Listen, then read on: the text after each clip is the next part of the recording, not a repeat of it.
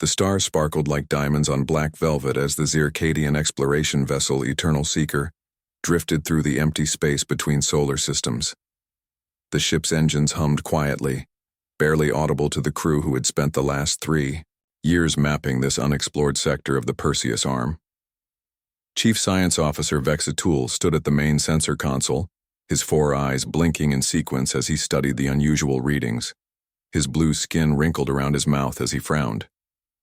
"Captain, I'm detecting an anomalous energy signature," Vexatul said, his translator converting his clicking language into standard Galactic.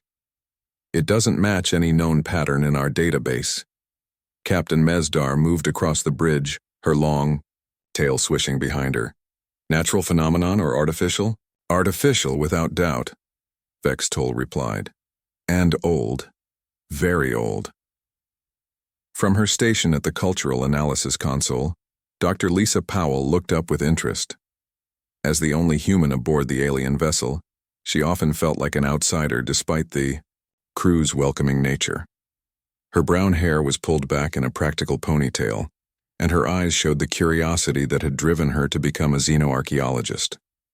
"How old?" Lisa asked, moving to look at Vexatul's readings. "Initial decay pattern suggests at least 500,000 standard years," the science officer said. "But that can't be right. No known civilization had interstellar capabilities that far back." Lisa felt a strange chill run through her body. According to the stories passed down through generations, her ancestors had fled Earth around that time. Most modern scholars believed those stories were just myths, exaggerated tales from refugee colonies that had lost touch with their origins. "Captain," Lisa said, "request permission to join the investigation team." Captain Mesdar considered this for a moment. "Granted. You have the most knowledge of ancient human history, which might be relevant if this signature is what I suspect. It might be."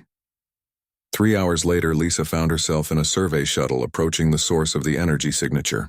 As they cleared the dust cloud that had hidden it from long-range scans, collective gasps filled the small craft.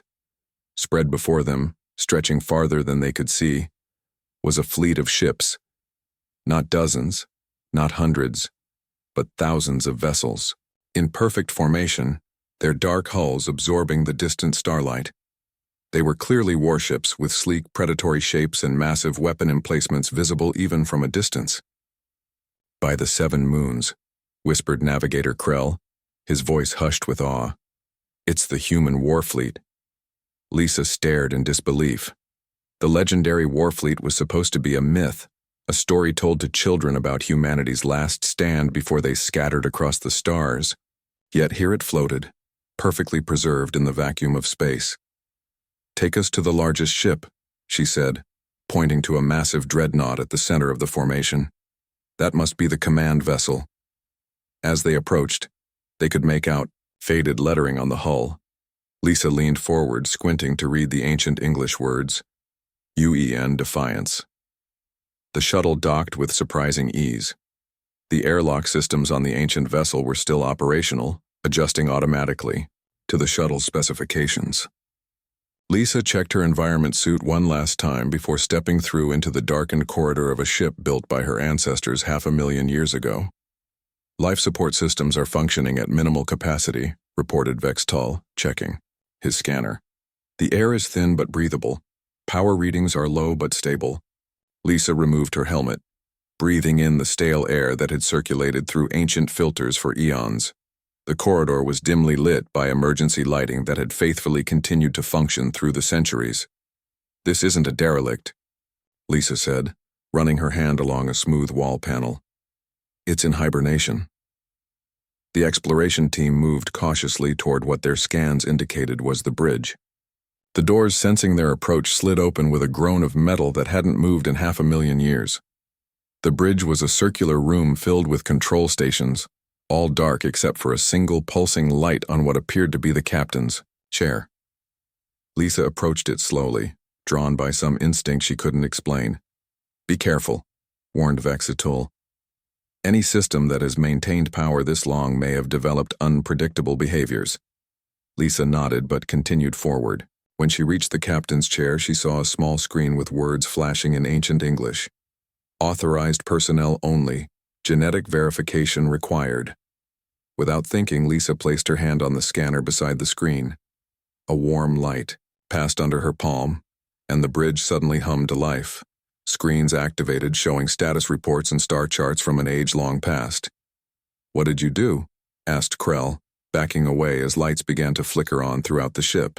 "I think it recognized me as human," Lisa said, watching in amazement as the systems awakened around them.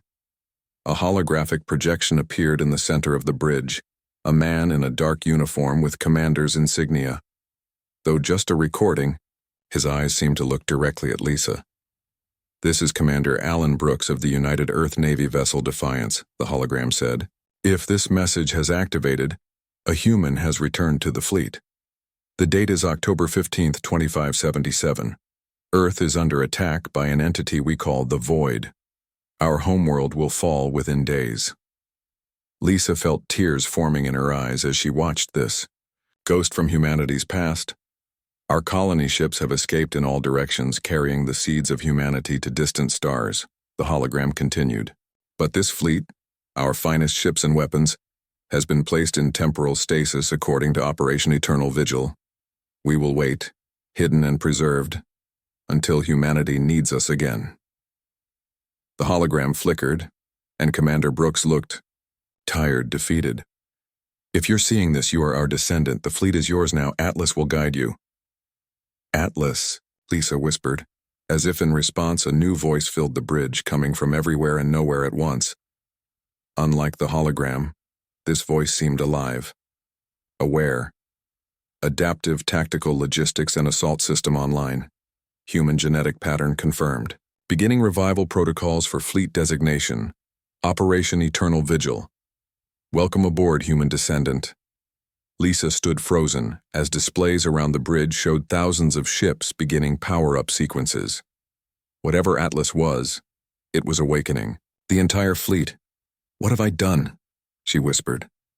Vexitol placed a reassuring hand on her shoulder. "You've found your people's legacy, Dr. Powell. The question now is, what will you do with it?" As if in answer, a new alert appeared on the main screen. Long-range sensors, now active, had detected an approaching vessel. The computer identified it as belonging to the Orn hegemony, the most aggressive species in the modern Galactic Confederation.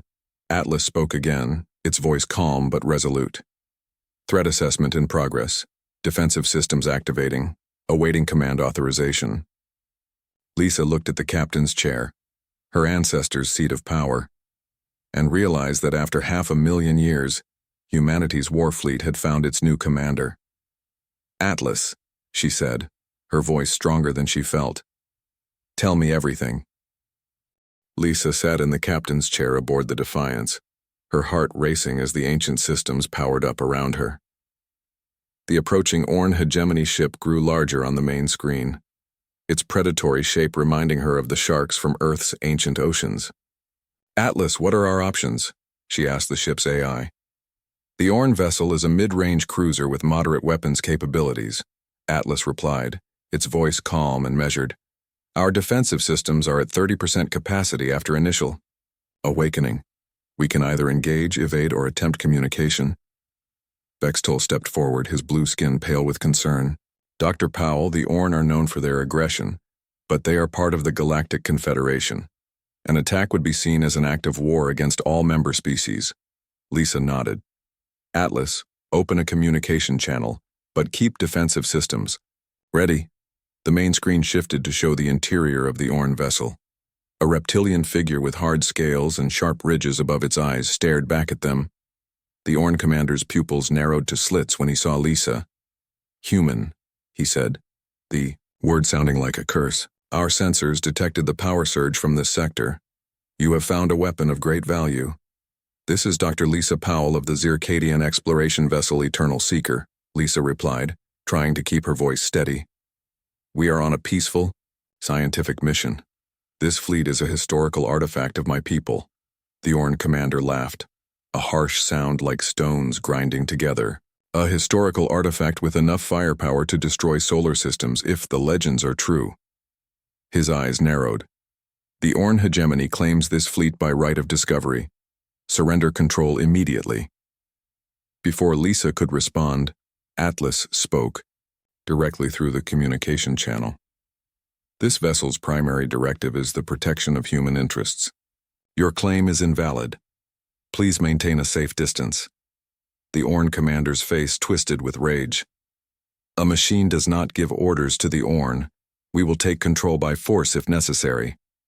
The screen went dark as the communication ended. On the tactical display, the Orn cruiser's weapon systems powered up. They're targeting us, reported Navigator Krell, his voice shaking. Lisa gripped the armrests of the captain's chair. Atlas, what happens if they attack? Automated defense protocols.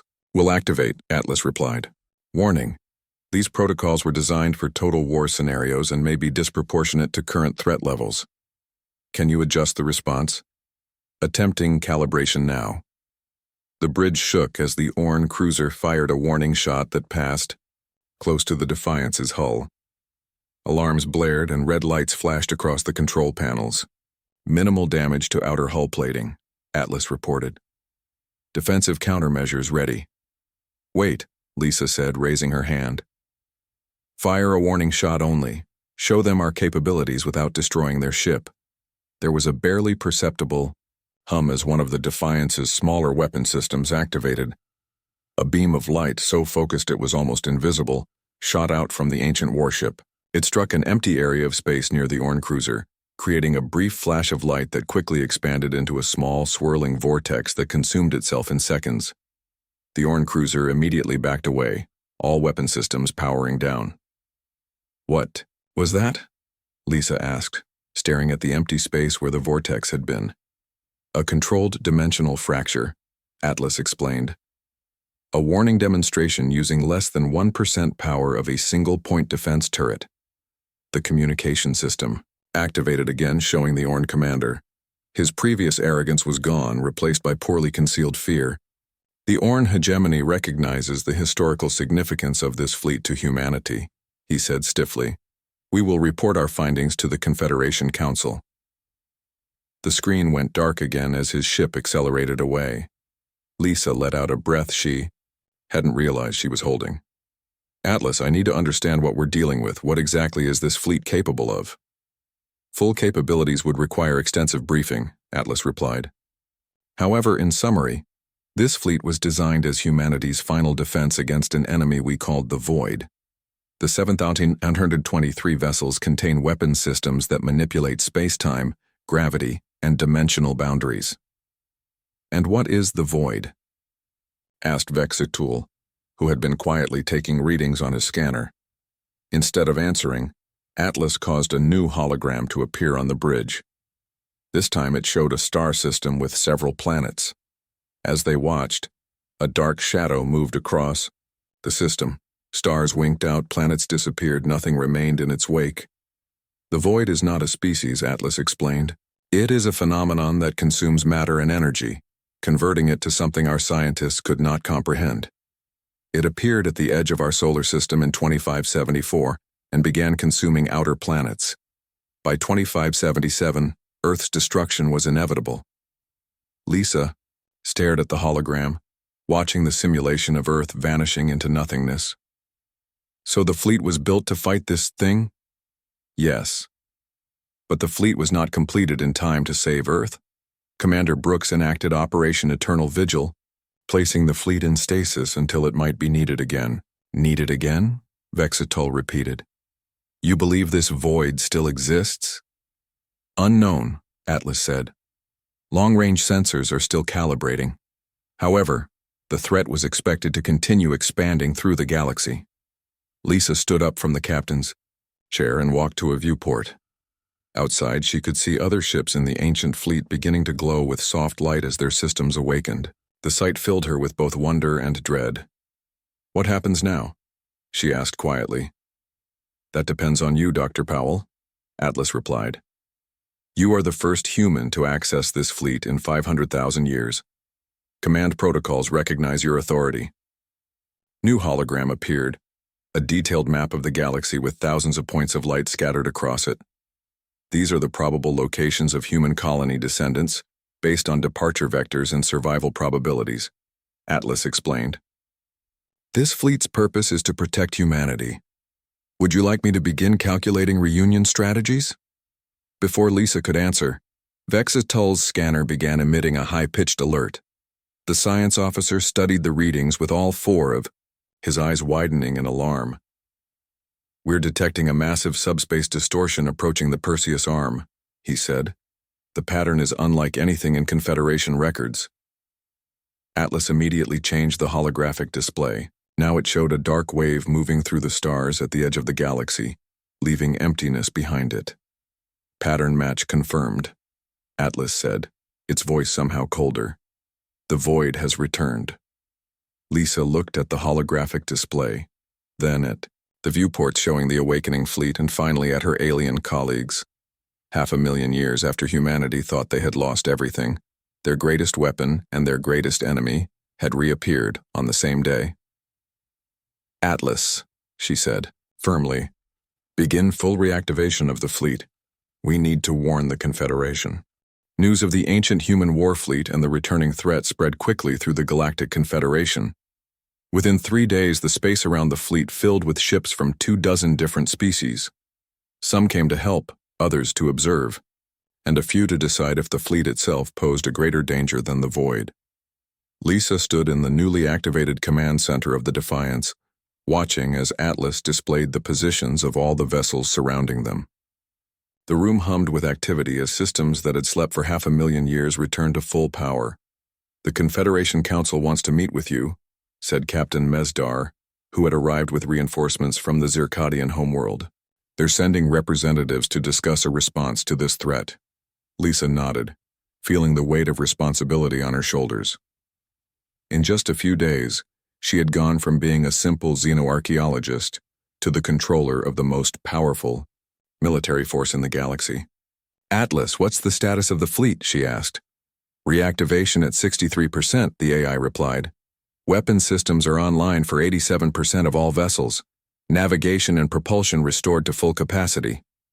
A new alert sounded, and a holographic screen appeared showing a sleek diplomatic vessel approaching.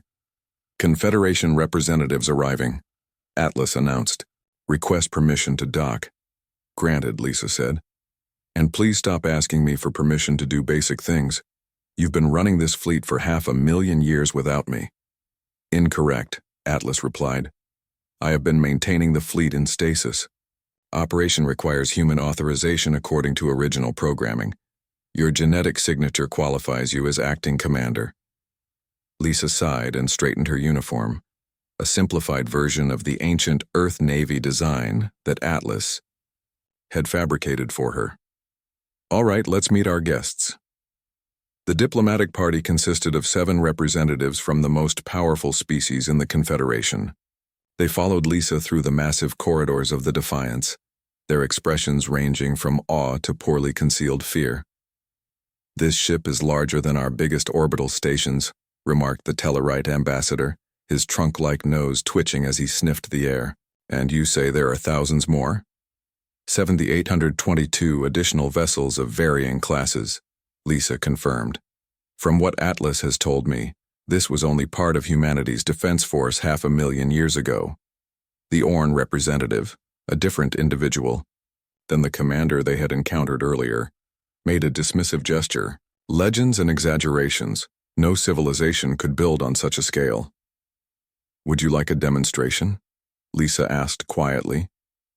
Before the Orn could respond, they reached the strategic command room. A large circular table dominated the center, with holographic displays showing the galaxy and the approaching darkness that was the void. Representatives of the Galactic Confederation, Lisa began. Thank you for coming.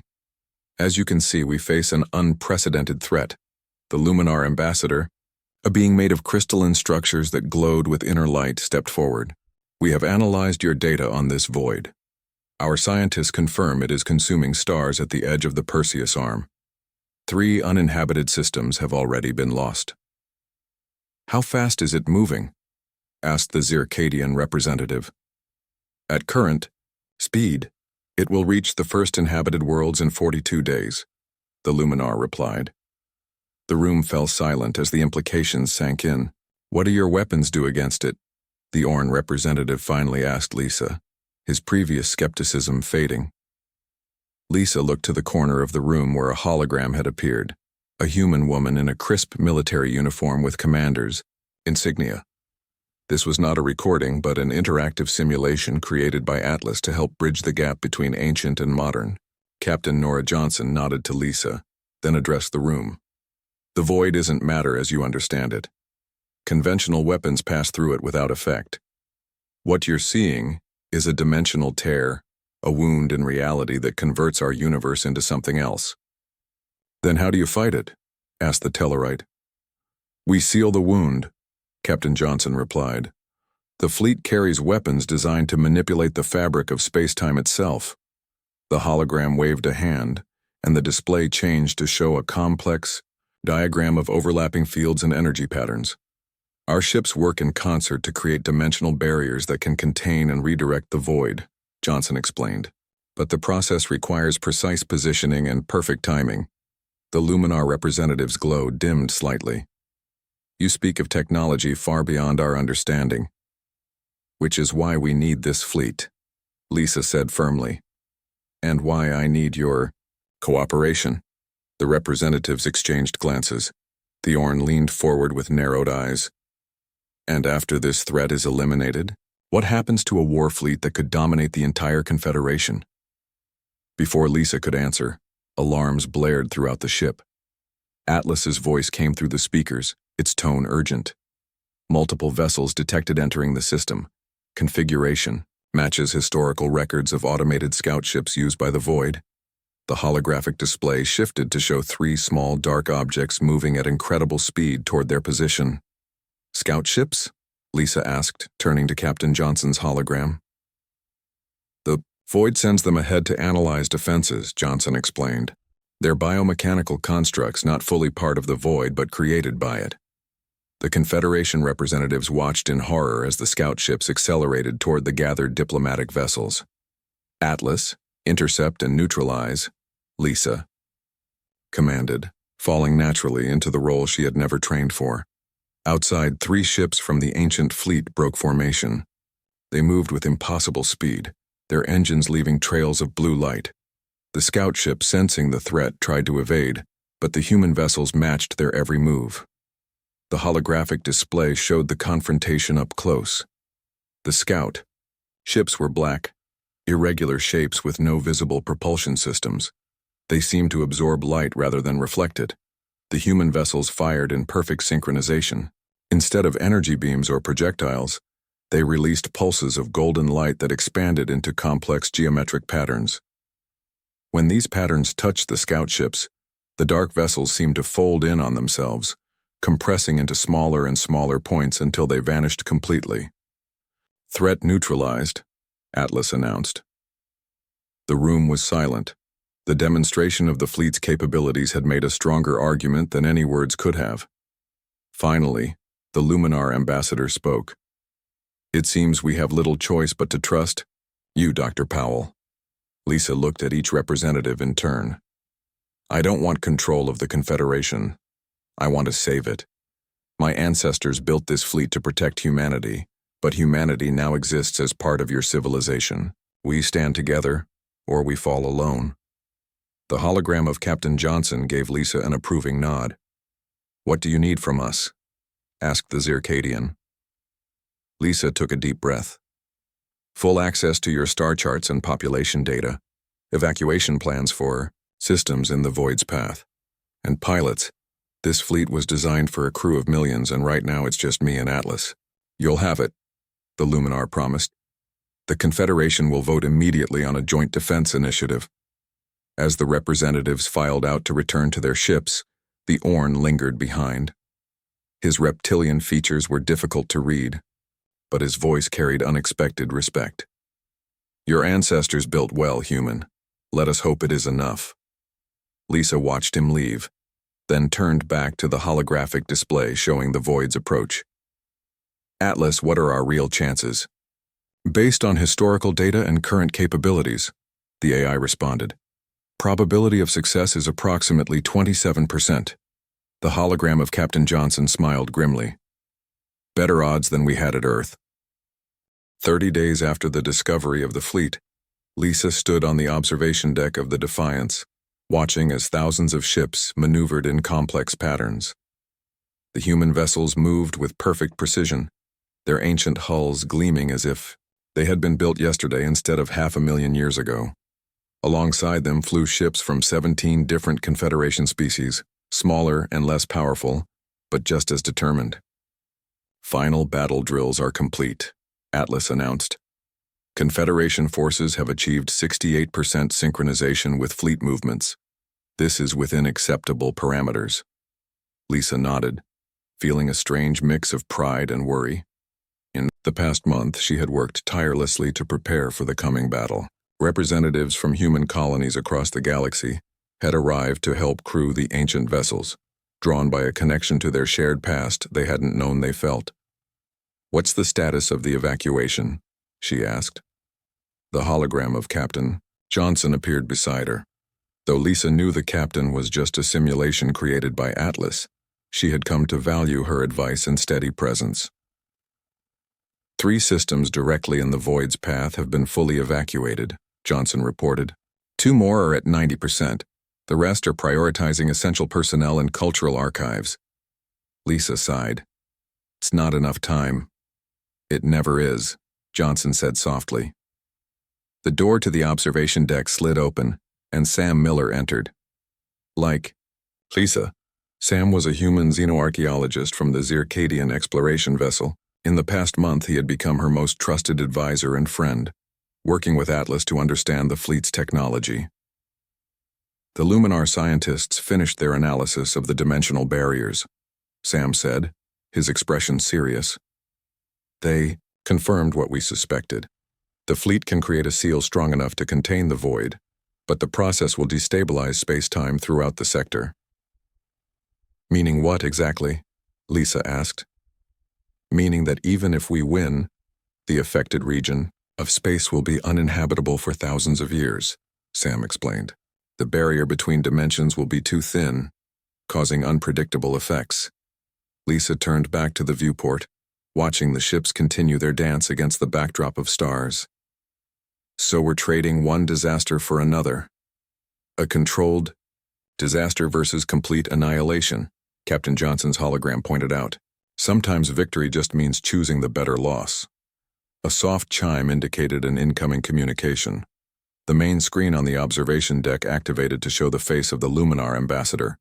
Dr. Powell, the crystalline being, said, its voice resonating with harmonics that suggested distress. Our long-range sensors have detected an acceleration in the Void's approach. It will reach the Arcturus system in less than 12 hours. Lisa felt her heart drop. Arcturus? That wasn't in the projected path. It's home to 3 billion people. The Void has changed direction, the ambassador explained. Our scientists believe it may be, responding to the fleet's activation. It's hunting us, Captain Johnson said, her holographic features hardening. Just like it did Earth. Begin immediate evacuation of Arcturus, Lisa ordered. We'll move the fleet into position to intercept. After the communication ended, Lisa turned to Sam. Atlas, can we reach Arcturus in time? Affirmative, the AI responded. However, fleet deployment will be at 72% of optimal positioning. This reduces our success probability to 19%. We have to try, Lisa said firmly. Alert all ships, we move in 30 minutes. The journey to the Arcturus system took just under 8 hours, using the fleet's advanced propulsion systems that somehow bent space around the vessels. As they approached, Lisa and Sam stood on the bridge of the Defiance, watching the tactical display that showed the desperate evacuation in progress. Thousands of ships streamed away from the 3 inhabited planets, carrying as many people as possible. But Lisa could see that millions would be left behind. There simply wasn't enough time or enough ships. The Void will enter the system in 53 minutes, Atlas announced. Captain Johnson's hologram appeared at the tactical station. Dr. Powell, I recommend we deploy the fleet according to Pattern Omega. It gives us the best chance of containing the Void before it reaches the inhabited planets. Lisa studied the suggested formation. Do it. The fleet moved with eerie coordination, spreading out to form a three-dimensional net that would intercept the void at the edge of the system. The Confederation ships took up supporting positions, ready to assist but aware that the main battle would be fought by the ancient human vessels. All ships in position, Atlas reported. Dimensional barrier generators at full power. Lisa took a deep breath. Now we wait. The minutes ticked by in tense silence. Sam moved to stand beside Lisa, his presence a small comfort in the face of what was coming. Contact, Atlas suddenly announced. The void has entered sensor range. The main screen showed what looked like a moving shadow against the stars.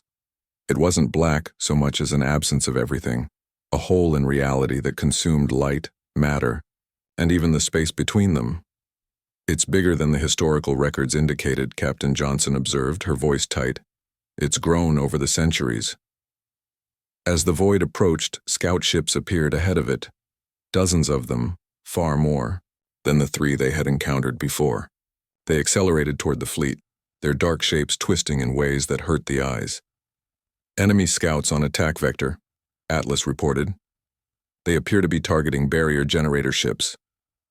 They're smarter than before, Captain Johnson said. They know our strategy. Lisa gripped the command rail. Defensive pattern alpha. Protect the generator ships at all costs. The battle began with a blinding display of advanced weaponry. The human fleet fired pulses of golden energy that folded space around the scout ships, while the Void's creatures responded with beams of darkness that seemed to eat through shields and hull plating. Several Confederation ships vanished instantly when struck directly. 2 human vessels suffered critical damage but continued fighting. The main body of the Void is accelerating, Atlas warned. Estimated time to planetary approach, 17 minutes. Lisa looked at the tactical display, seeing that the Void would reach the nearest inhabited planet before they could establish a complete barrier. Millions would die. We need to delay it, she said. Atlas, can we use the Defiance's main weapon? The dimensional inverter is operational, Atlas confirmed.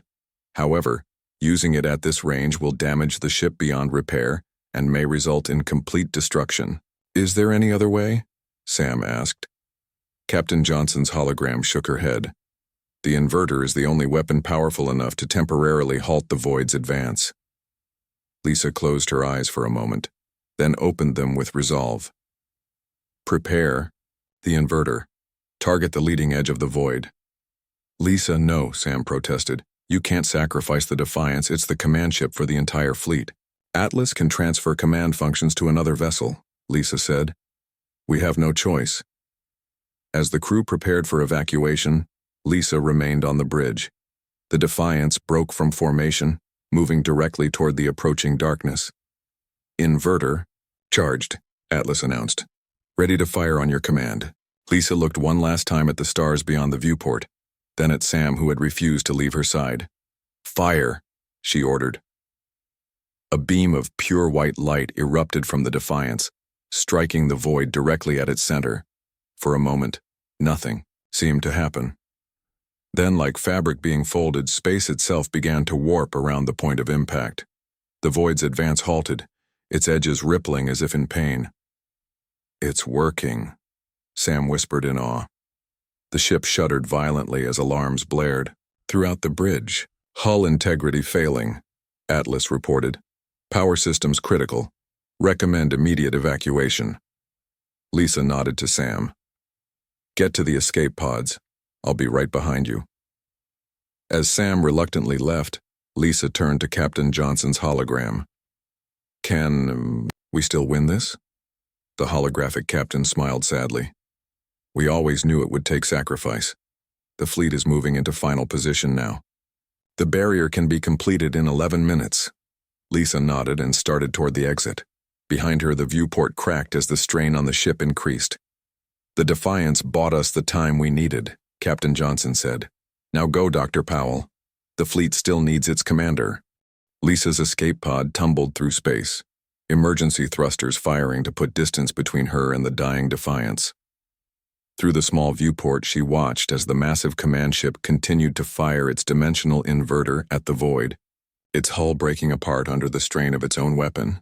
"Hold together just a little longer," she whispered, though she knew the ship couldn't hear her. A Zircadian recovery vessel locked onto her pod signal and pulled it into a docking bay. As soon as the airlock cycled, Sam rushed in, his face showing equal parts relief and worry. "You cut that too close," he said, helping her out of the pod. "What's the status of the fleet?" Lisa asked, ignoring his concern. "The Valiant has assumed command functions," Sam replied as they hurried to the bridge. "Atlas transferred successfully. The barrier formation is almost complete." On the bridge of the Zircadian vessel, Captain Mezadar moved aside to give Lisa access to the main tactical display. The screen showed the human fleet arranged in a complex three-dimensional pattern around the void, which remained temporarily held in place by the Defiance's last effort. The command ship itself was now little more than scattered debris. "Atlas, are you there?" Lisa called out. "Command functions operational," responded the familiar voice through the Zircadian ship's communication system. "Barrier generators at 94% alignment, awaiting your order to activate." The Luminar ambassador's face appeared on a secondary screen. "Dr. Powell, our scientists have detected a new problem. The void appears to be adapting to the inverter's effects. It will break free in approximately 3 minutes." Lisa studied the display, noting the position of each ship in the formation. "There's a gap in the southeast quadrant," she said. "We can't complete the barrier in time." "Not with the available ships," Atlas confirmed. Captain Mesdar stepped forward, her tail swishing with determination. "The Confederation vessels can fill the gap. We've studied your barrier technology enough to understand the basic principles." "Your ships don't have the necessary generators," Lisa protested. "You'd be defenseless against the void." "But we can create a temporary field," the Zircadian captain insisted. "Long enough for your fleet to complete the full barrier." Sam looked at the calculations appearing on a nearby screen. "She's right. It could work, but those ships would be sacrificed." The Luminar ambassador's crystalline form glowed brighter. "We have already evacuated our vessels to minimal crew. Volunteers only. We stand ready." Lisa felt a lump in her throat. "Are all Confederation commanders in agreement with this plan?" One by one, the faces of captains from different species appeared. On the screen, each giving their assent. Even the Orn commander, his reptilian features set in grim determination, nodded sharply. "Very well," Lisa said, her voice steady despite the emotion she felt. "Atlas, coordinate with Confederation vessels. Prepare for barrier activation on my mark." The display showed 23 Confederation ships moving into the gap in the formation. They were smaller and less advanced than the human vessels, but their positions were perfect. "Void containment failing," Atlas warned. "Breakthrough imminent." The massive darkness at the center of the fleet began to move again, tendrils of nothingness, reaching out toward the nearest ships. Where they touched, matter simply ceased to exist. "Now," Lisa commanded. All at once, every ship in the formation activated its barrier generators. From each vessel, planes of golden energy extended outward, connecting with those from neighboring ships. The energy planes formed a complex geometric pattern that surrounded the void completely. The Confederation ships' makeshift barriers flickered, weakly compared to the solid fields generated by the human vessels, but they held. The entire formation began to contract, squeezing the void into a smaller and smaller space. "Barrier integrity at 87%, Atlas reported. "Dimensional compression proceeding as planned." On the tactical display, Lisa watched as the void fought against its containment. It lashed out with increasing desperation, its dark tendrils striking the barrier again and again. Each impact caused the golden energy to dim momentarily, but the field as a whole remained intact. "The Confederation ships are failing," Sam said, pointing to a section of the barrier where the energy had turned from gold to red.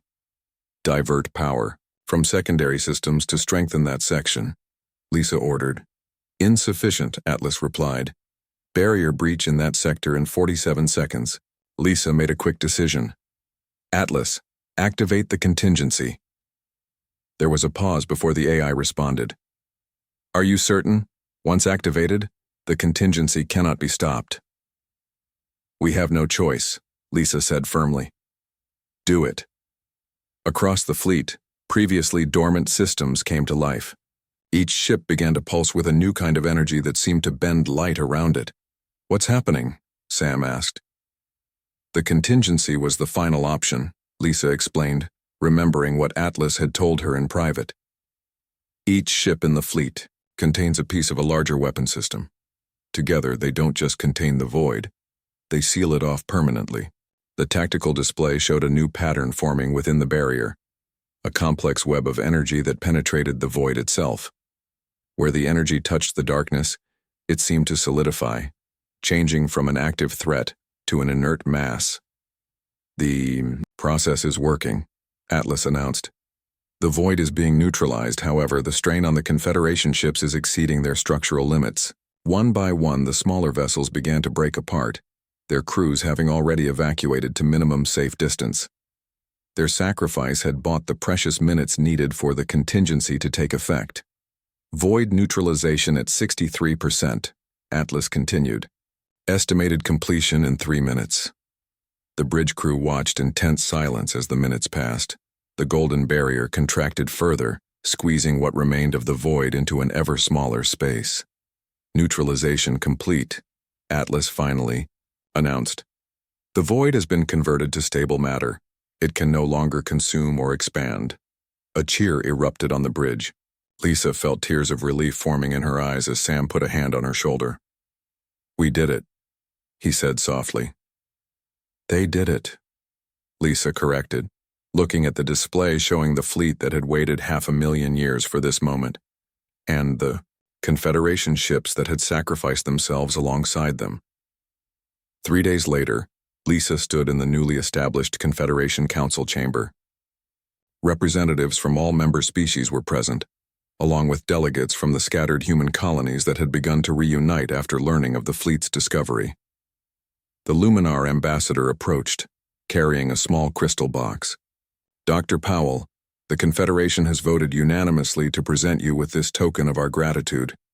Inside the box was a piece of metal, a fragment of the Defiance's nameplate, recovered from the debris field.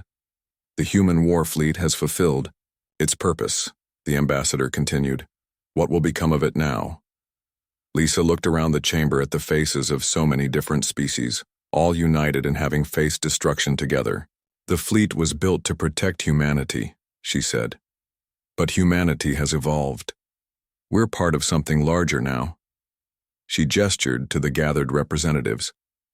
The ships will be reconfigured, their weapons dismantled, but their technology can still serve to protect and unite us all. The hologram of Captain Johnson appeared beside her, visible to everyone in the chamber. Commander Brooks would be proud, the holographic captain said. The fleet preserved humanity's legacy, but not in the way he imagined. Not as conquerors or survivors, but as builders of peace. Lisa nodded, looking out through the chamber's large windows at the stars beyond. Somewhere out there, the ancient ships that had saved them all were beginning their transformation from weapons of war to tools of cooperation.